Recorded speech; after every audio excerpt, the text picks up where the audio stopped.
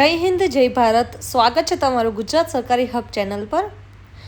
આજના વિડીયોમાં આપણે વાત કરીશું પીએમ આવાસ યોજના 2026 વિશે। અમદાવાદ, રાજકોટ, સુરત અને વડોદરા જેવા શહેરમાં પીએમ આવાસ યોજના 2.0ની જે એપ્લિકેશન ફોર્મ છે તે શરૂ થઈ ચૂક્યા છે। તો આ એપ્લિકેશન વિશેની આપણે માહિતી આજના આ વિડીયોમાં ચર્ચા કરીશું। વિડીયોમાં આગળ વધીએ તે પહેલાં જો તમે અમારી ચેનલ ગુજરાત સરકારી હબ ઉપર નવા આવ્યા હો તો ચેનલને જરૂરથી સબસ્ક્રાઇબ કરી લેજો, જેથી આવી અવનવી માહિતી અમે તમારા સુધી પહોંચાડી શકીએ। સૌપ્રથમ આપણે યોજનાની માહિતી વિશે વાત કરીશું। તમે જો સ્ક્રીન પર જોઈ શકો છો, પીએમ આવાસ યોજના 2.0 યોજનાની વિગતો અહીંયા અને કેટલીક શરતો છે। અહીંયા તમે બે સ્કીમ જોવા મળી રહેશે તમને।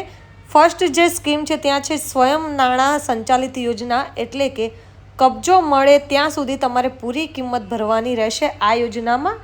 આ બહુમાળી યોજના છે, એટલે કે તમારે જે પણ મકાનો તમે એપ્લિકેશન કરો છો તે મકાન માટે જ્યાં સુધી તમને તે મકાન ઉપર તમારો કબજો ન મળે ત્યાં સુધી તમે તે રકમ પૂરી કરી શકો છો।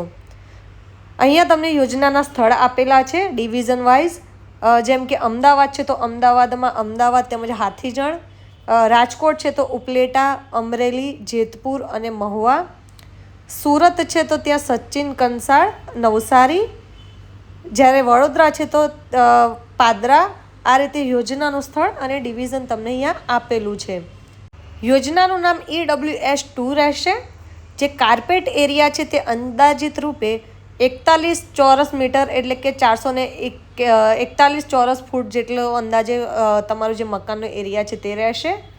સગવડમાં તમને 1.5 BHK એટલે કે 1.5 BHK તમારું આ જે મકાન છે તે રહેશે। અંદાજિત મકાનની રકમ 9 લાખ રૂપિયા રહેશે, જ્યારે મેન્ટેનન્સ ડિપોઝિટ તમારે 50,000 પે કરવાની રહેશે। આ જે 9 લાખ રૂપિયા છે એ તમારે જ્યાં સુધી તમને મકાન ઉપર કબજો મળે ત્યાં સુધી તમે પેમેન્ટ કરી શકો છો।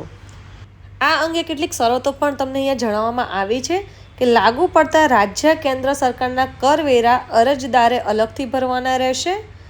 અરજદાર જે તે યોજના માટે નીચે મુજબની આવક મર્યાદા પ્રમાણે અરજી ફોર્મ ભરી શકશે। EWS2 યોજના માટે કૌટુંબિક સંયુક્ત વાર્ષિક આવક 3 લાખ સુધીની હોવી જરૂરી છે, એટલે કે જે પણ અરજદાર અહીંયા એપ્લિકેશન કરે તેમનો આવકનો દાખલો 3 લાખ કે તેથી ઓછી રકમનો હોવો જરૂરી છે। અહીંયા જે પણ એરિયા વાઇઝ જગ્યા છે, લોકેશન છે, એડ્રેસ સાથે તમને સ્ક્રીન પર જોવા મળી રહેશે। સાથે QR કોડ પણ આપેલો છે। તમે QR કોડ સ્કેન કરીને જે તે જગ્યાએ લોકેશન પર પહોંચીને જે તે મકાન છે તે તમે જોઈ શકો છો। ત્યારબાદ તમે એપ્લિકેશન કરી શકો છો। અહીંયા યોજનાનો જે પણ એડ્રેસ છે હાથીજણ અમદાવાદ, યોજનાનું સ્થળ પંડિત દીનદયાળ નગર 3 પાસે વિવેકાનંદ બસ સ્ટોપ હાથીજણ, ત્યાંનું આ જે મકાન છે અમદાવાદ ખાતે, ત્યાંનો QR કોડ પણ આપેલો છે લોકેશનનો। ત્યારબાદ જેમ કે રાજકોટમાં ઉપલેટાનું છે municipal arts and commerce college પાસે પોરબંદર રોડ પર, તો તેનો પણ QR કોડ આપેલો છે। અમરેલી રાજકોટમાં ગુજકો માર્શલની સામે સાવરકુંડલા રોડ પર છે, તેનું પણ અહીંયા તમને QR કોડ આપેલો છે લોકેશનમાં। જેતપુર રાજકોટમાં લોહાણા મહાજનવાડીની સામે, જ્યારે મહુવા રાજકોટમાં વીટીનગર રોડ મહુવા ઉપર આવેલું છે આ લોકેશન। ત્યારબાદ સચિન કંસાળ સુરત, જે બ્લોક નંબર 178 અને 179, 203/2 અને 200 આ રીતના 4 મકાનો માટે આ એપ્લિકેશન ફોર્મ છે। જ્યારે નવસારીમાં ધર્મીનગર નવસારી, બ્લોક નંબર 37, 38, 39 અને 40 નંબરના જે મકાન છે તે આ એપ્લિકેશન કરી શકશો। જ્યારે પાદરા વડોદરામાં તાજપુર રોડ શાક માર્કેટ પાસે આવેલું છે સુવર્ણપુરીમાં, તો આ રીતે અહીંયા તમને QR કોડ આપેલો છે। એ QR કોડ સ્કેન કરીને તમે લોકેશન ઉપર વિઝિટ કરી શકો છો।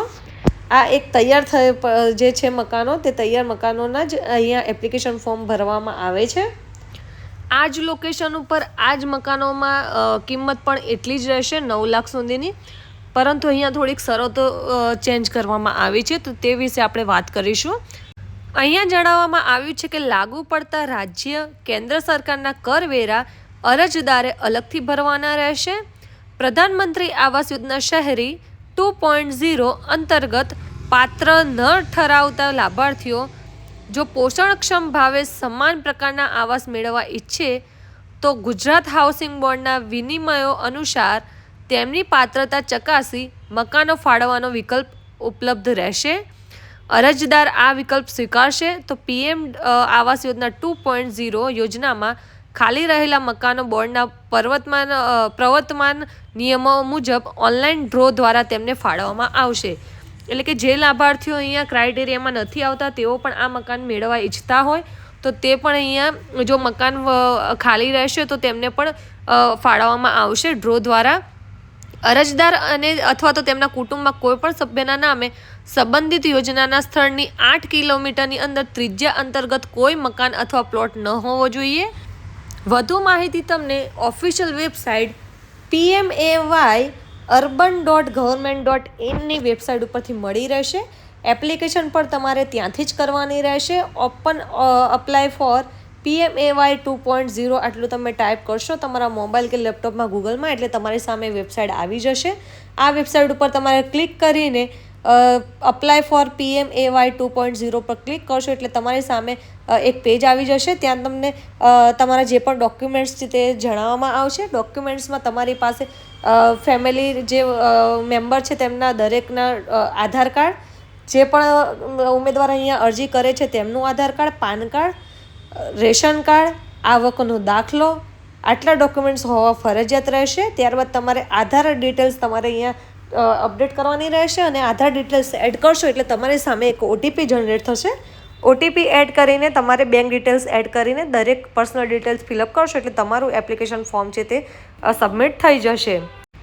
તો હાલમાં અમદાવાદ, રાજકોટ, સુરત, જે વડોદરામાં આ આવાસ મકાનના ફોર્મ છે તે ભરાવાના શરૂ થઈ ચૂક્યા છે.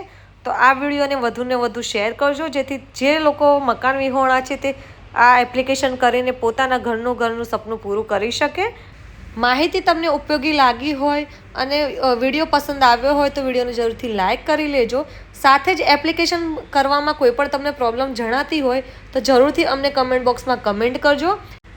અમારા વોટ્સઅપ ગ્રુપમાં જોડાવા માટે બાયોમાં યુટ્યુબ ચેનલની બાયોમાં લિંક આપેલી છે, ત્યાં ક્લિક કરીને તમે અમારા વોટ્સઅપ ગ્રુપમાં પણ જોડાઈ શકો છો. અમારી ચેનલ ગુજરાત સરકારી હબને જરૂરથી સબસ્ક્રાઈબ કરી લેજો જેથી આવી અવનવી ગવર્મેન્ટની યોજનાઓ તેમજ સરકારી તેમજ પ્રાઇવેટ ભરતીની માહિતી અમે તમારા સુધી પહોંચાડી શકીએ.